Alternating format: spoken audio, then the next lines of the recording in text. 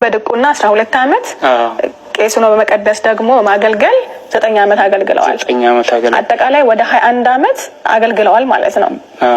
ካህን አይነት አውቶፊትም የላቸውም እንደምታዩት አለባበሳቸው፣ አነጋገራቸው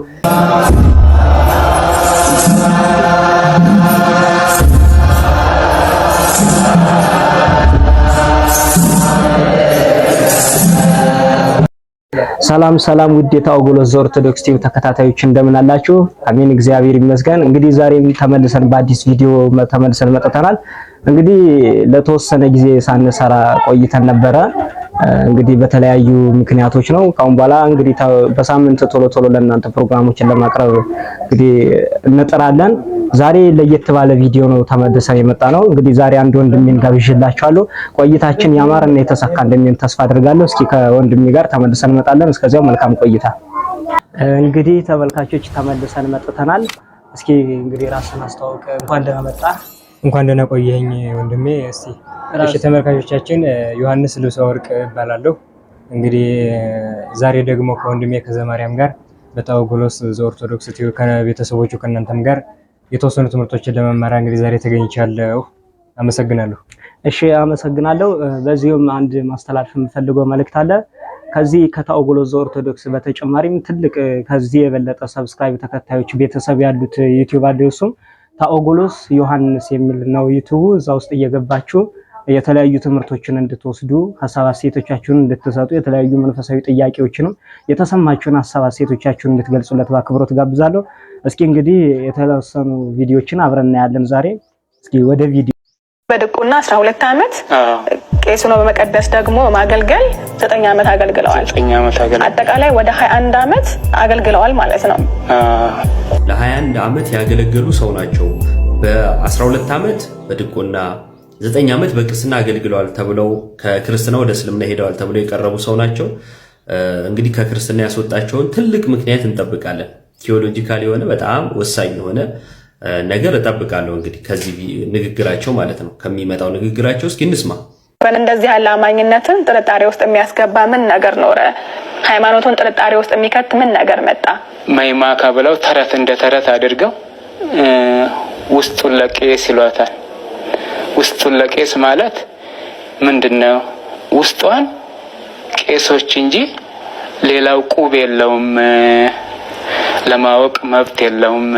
ለኔ ጥያቄ ሆነችኝ። ተመልከቱ፣ እንደ ተረት ተደርጎ የሚነገር ነገር አለ አሉ። ተረት ነው ካሉ አከተመ። ተረት የቤተክርስቲያን ትምህርት አይደለም።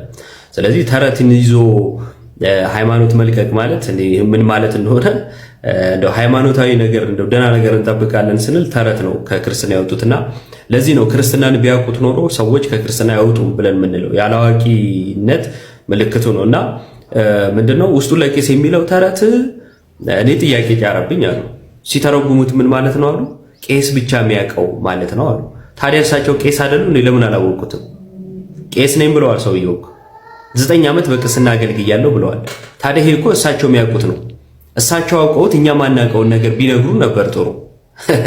እና በተረት መውጣቶት ሲያጠኑ የኖሩት ተረት እንደሆነ ነው የሚያሳየው። የምር ክርስትና ውስጥ ከነበሩ ማለት ነው። 40 ቀን ሲሆነው ክርስትና ይነሳ የምትባለው ቃልም አለች። በ40 ቀኑ ክርስትና እናጠምቃለን። እቺ ራሱ ለኔ ጥያቄ ሆነችብኝ። ተመልከቱ፣ ህፃናትን በ40 ቀናቸው በ40ና በ80 ቀን መጠመቃቸው ለኔ ጥያቄ ሆነብኝ አሉ። ይሄ ከእስልምና አንጻር እንደሆነ የምታዩት ለዚህ ነው ድራማ መሆኑን የምታውቁት ማለት ነው። ምክንያቱም አስቀድሞ ሙስሊሞች ምን ይላሉ? ህፃናት ሲወለዱ ሙስሊም ናቸው ይላሉ። የወንዱ ነው የሴቱ ዘር ነው ሙስሊም? የወንዱ ፈሳሽ ወይስ የሴቷ እንቁላል ነው ሙስሊም? ለዚህ ነው እስልምና ሃይማኖት አይደለም ማለት ነው የሚያስብል ነገር የሚያነሱት። ከዚህ በፊትም ብየዋለሁ። ሃይማኖት ነው ብለን ሃይማኖታዊ ሙግት ነው ብለን እንዳንለው ሃይማኖት በደም ውስጥ የሚተላለፍ ነው ወይ? ሃይማኖት አማኝ አይፈልግም ወይ? በደም ውስጥ የሚተላለፍ ቫይረስ ነው የምናውቀው። ስለዚህ ከእናት ወይ ከአባት የሆነ ቫይረስ መጥቶ ከሆነ ህፃኑ ሙስሊም ያስባለው ሃይማኖትነቱ ቀርቶ ምን ሆኗል ማለት ነው? ሃይማኖትነቱ ቀርቶ ያ ነገር ቫይረስ ሆኗል ማለት ነው። ለማንኛውም ጥያቄ የሚጭር አይደለም። በ40ና በ80 ቀን የሚጠመቀው ለምንድን ነው? አንድ ህፃን ክርስቶሳዊ እንዲሆን። ምክንያቱም የማቴዎስ ወንጌል ምዕራፍ 28 ቁጥር 19 ላይ አህዛብን ምን በሏቸው? በአብ በወልድ በመንፈስ ቅዱስም እያጠመቃችሁ ደቀ መዛሙርት ያድርጓቸው ብሎ ተናግሯል። ስለዚህ የጌታ ትእዛዝ ደቀ መዛሙርት መሆን ነው። በምን? በጥምቀት በኩል ደቀ መዝሙር መሆን ማለት ምን ማለት ነው ሲባል የጌታ መሆን፣ የጌታ ተከታይ መሆን። ሕፃናት በሕፃንነታቸው ጀምሮ ክርስቶሳዊ ሆነው እንዲያድጉ ማለት ነው።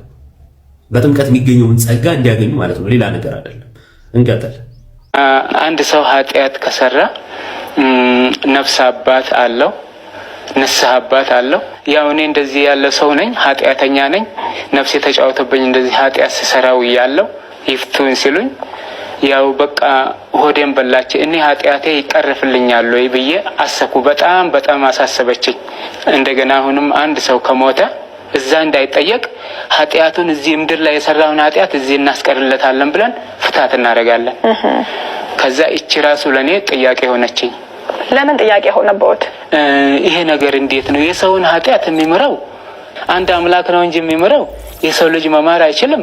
እንዴት ቆየነ የምትለው ቃል ለኔ ጥያቄ ሆነችኝ። ተመልከቱ እንግዲህ አሁን አንደኛው ካህን ኃጢአትን ለኃጢአት ይቅርታ ወደ ካህን ስንሄድ እግዚአብሔር ይፍታ ይላል። ካህን እንግዲህ ካህን ከነበሩ እግዚአብሔር ይፍታ ነው የሚለውና ካህኑ እግዚአብሔር ይፍታ እያለ አይ እንዴት ኃጢአት ይቅር የሚለው እግዚአብሔር ነው ሰው እንዴት እላለሁ አሉ።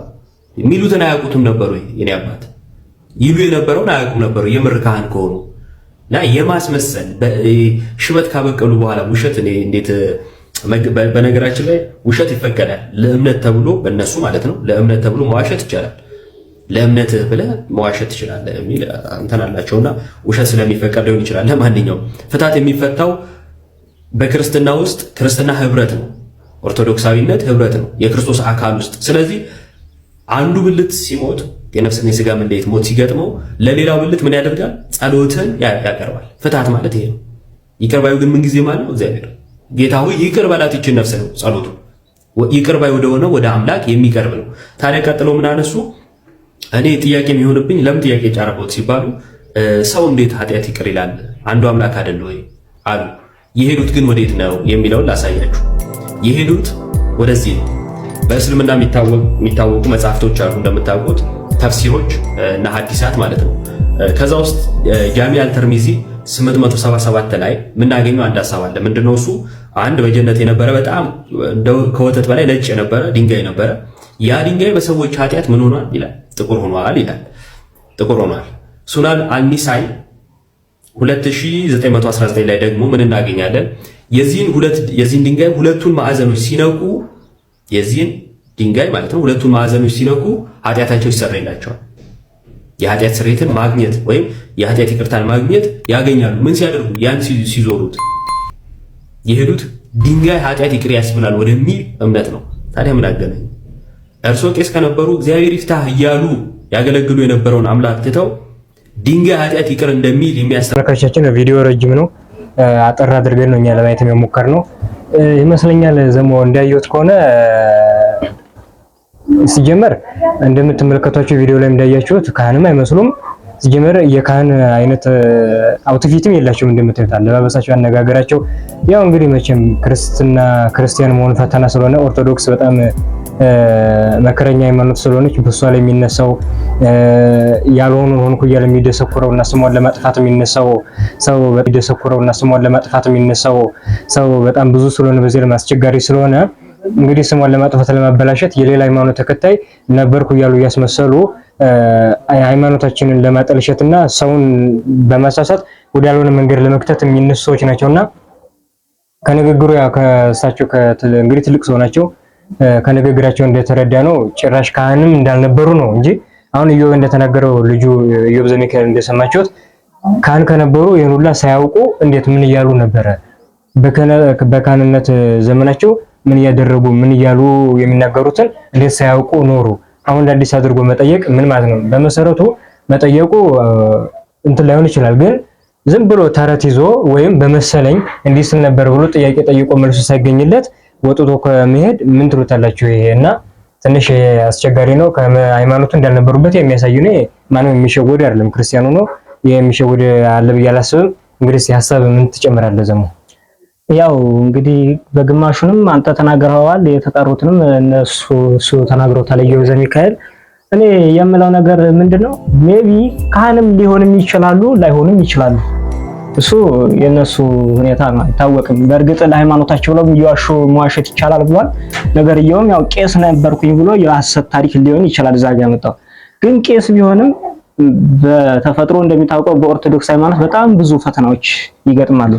ዲያቆንም ሆነህ ስታገለግል፣ ቄስም ሆነህ ስታገለግል፣ በብዙ ስራ ዘርፎች ላይ ሆነህ ስታገለግል በጣም ብዙ እንትሮች የተለያዩ ችግሮች ይመጣሉ፣ ሪስኮች ይመጣሉ። ለተለያየ ነገር እስከ ሞት የሚያደርስ ነገር ሊኖር ይችላል። ግን ቢሆንም የኔ ያክል ሃይማኖት የሚያስቀይር ነገር ይኖራል ብዬ አላስብም። ምክንያቱም ኦርቶዶክሳውያን እኔ ለእናንተ እንደ ወንድምነት የምናገረው ነገርና የማስተላልፈው መልእክት ምንድነው? ሰው አለ ኦርቶዶክሳውያን እኛ በሃይማኖታችን አለት ነው መሆን ያለብን። አለት ምን ማለት እንደሆነ ለእናንተ ማስረዳት አይጠበቅብኝም። እንደገና አለት ችግኝ የተተከለበት መሬት፣ የደለደለ መሬት፣ ይሄ ዝናብ ቢመጣም ጎርፍ ቢመጣም በቀላሉ ሊሸረሸርና ሊናድ አይችልም ማለት ነው።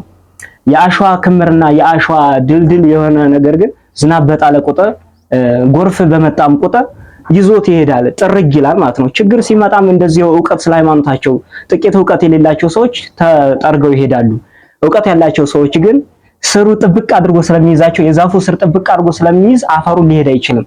አያችሁ፣ እኛም የሃይማኖታችን ዕውቀት ስለሚያዝ ካደረገን ስለ ሃይማኖታችን ትንሽዬ የምናውቀው ከሆነ ስለ ኢየሱስ ክርስቶስ ትንሽዬ የምናውቀው ከሆነ ኢየሱስ ክርስቶስ ወደዚህ ዓለም ስለምን እንደመጣ፣ ስለምን እንደተወለደ፣ ስለምን እንደተሰቀለ ካወቅን እኛ ሃይማኖታችን ላይ በጣም ጠበቃ እንሆናለን ማለት ነው። ስለ ሃይማኖታችን ምንም አይነት ኖሌጅ ከሌለ ነው እንጂ በቀላሉ እንደ አሸዋ ክምር እንደ አሸዋ ቁልል ልንሸረሸር የምንችለው በሃይማኖታችን አሪፍ ከሆን ይሄ እንደዚህ አይነቱም ችግር አይመጣም። ተስፋ አለመቁረጥንም ሃይማኖታችን ታስተምራለች።